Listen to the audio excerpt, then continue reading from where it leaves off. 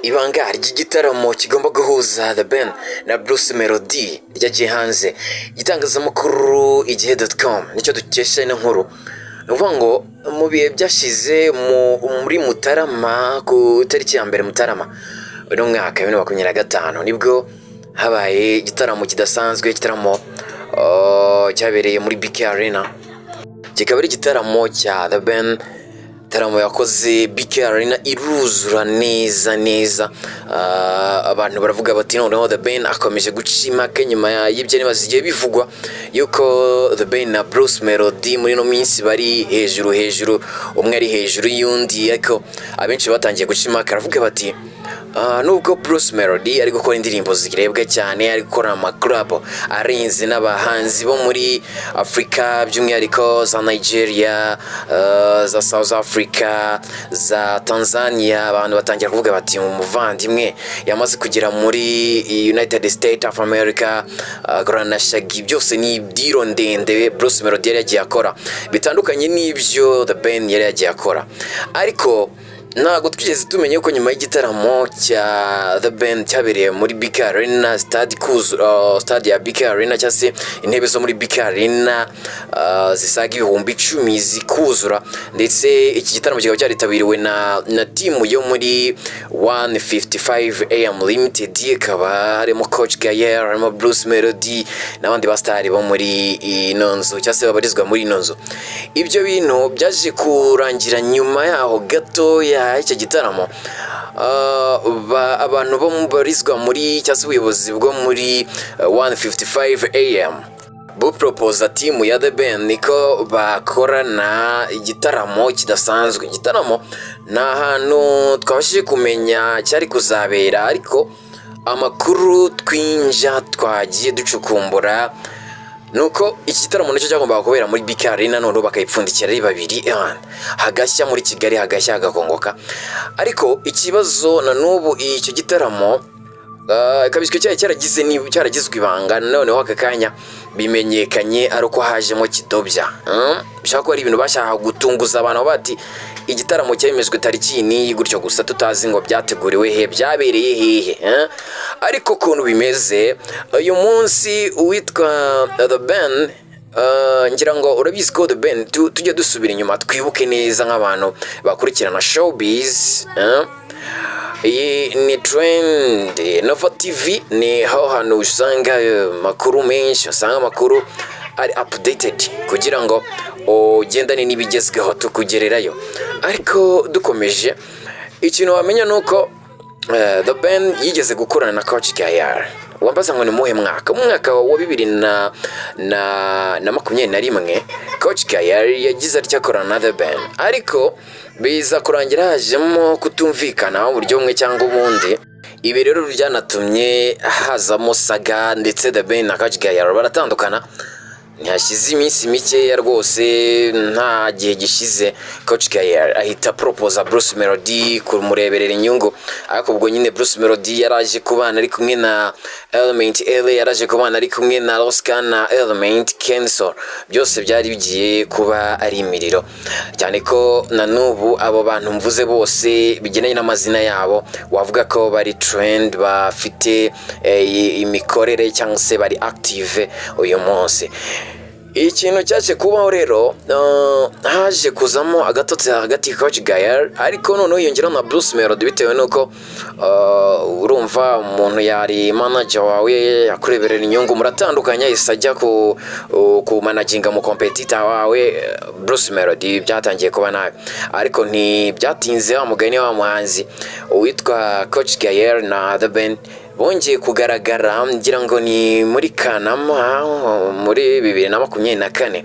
Amafoto agiye atandukanye agiye hanze agaragaza nabyita kwiyunga hagati ya Coach Gayer na The Ben.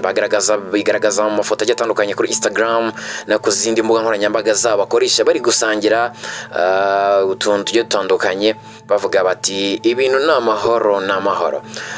Nyuma y'ibyo urumva ibi bintu byatangiye noneho byo kuvuga ngo reka dukorane igitaramo cya hatari kibere mu mujyi wa Kigali, abantu dukore banga ya danje ku buryo nyine tuvuga ngo ni igitaramo cy'umwaka gikozwe n'aba superstars b'abanyarwanda The Ben na Bruce Melody, nka bamwe mu bahanzi twavuga ko kuri iyi saha bari on top muri music ya hano mu Rwanda.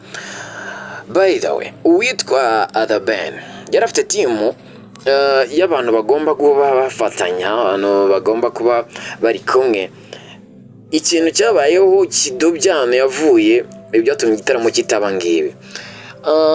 The Ben nuvuga ngo bari bafite igihe bagombaga guhura kugira ngo banoze bashyire ku kadomo ibyo baganiriye, ibiganiro bagiranye byo gukora kino gitaramo. Hanyuma The Ben na Bruce Melody na Coach Gael uko ari batatu habayeho ndavuga misunderstanding about something, kuko ku itariki njyango ni muri Mata kwa kane tariki 22 z'ukwa kane uyu mwaka hagombaga kubaho inama yanzura ibikorwa bari bateguye cyangwa se iki gitaramo, plan z'igitaramo zose se tubishyire akadomo, then to publishing igitaramo, dutangire tugikore advertisement, then tuzakore igitaramo, launching igitaramo kimeze fresh. Byaje rero kwanga bapfuye iki ko hari umubare w'abantu The Ben yashaka kuzana ku ruhande rwe batabashije kumvikana na Bruce Melody, ariko ku rundi ruhande bamwe bakavuga bati iyi ntago yaba ariyo mpamvu, ushaka gusanga ari indi mpamvu iri behind batashatse ko imenyekana, cyane ko ni inkuru yacukumbuwe na nyamakuru twagerageje kugera kure bishoboka, igihe.com, muri Trend, Nova TV, twese tugerageza kugira ngo tumenye ibijya mbere, ariko ikihari nyirizina cyemeza yuko nyine byarangiye projet itagiye mu bikorwa nuko bapfuye imwe mu mibare nkenerwa kuri The Ben, bityo batangira gusa nk'abatumvikana. Ubu ngubu rwose navuga ko gahunda z'iki gitaramo nta zihari kakanya, bavuga ngo bagiye kongera bagirana ibiganiro paka bumvikanye bagakora projet nzima.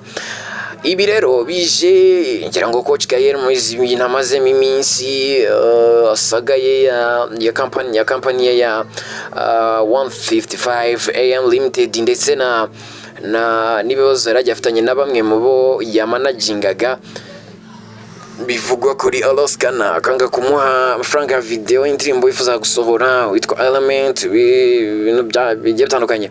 Hasi ibyo gusa witwa Bruce Melody nawe yarafite projet ngira ngo mu gihe twe turi kwibuka ku nshuro ya 31 Jenoside yakorewe Abatutsi, hari inkuru zahise zijya hanze nyuma y'icyumweru cy'icyunamo zemeza yuko Bruce Melody hari deal yagiranye na Diamond Platinum, ndetse rwose akayabo k'amafaranga arenga miliyoni 50 kari gutangwa kugira ngo iyi ndirimbo ya Bruce Melody na Diamond isohoke cyangwa ijye hanze. Na n'ubu ibyo ndirimbo byo ntago tuzi ngo yahereye hehe, gusa nabyo bivugwa yuko niramuka isohotse ari saga bizateza, kuko hari abahanzi bo muri 155 AM batabyumva uburyo washora ku muhanzi umwe ukamwitaho cyane kugeza n'ubwo akoranye ikirangirire nka Diamond Platinum. Yes, ni Trend Nova TV, nitwa Kim, ndashaka kujya nkuha amakuru agezweho especially tukibanda muri myidagaduro kugira ngo abenshi mujye muba updated. Ntucikwe rero nkubwire cyase nkwibira kabanga, niba warakoze subscribe kuri Trend Nova TV uramfite 100%, ndagushimiye cyane. Nitwa Kim, isegonda kurindi ndajya nkugeza amakuru agezweho, ugira ibihe byiza kabisa.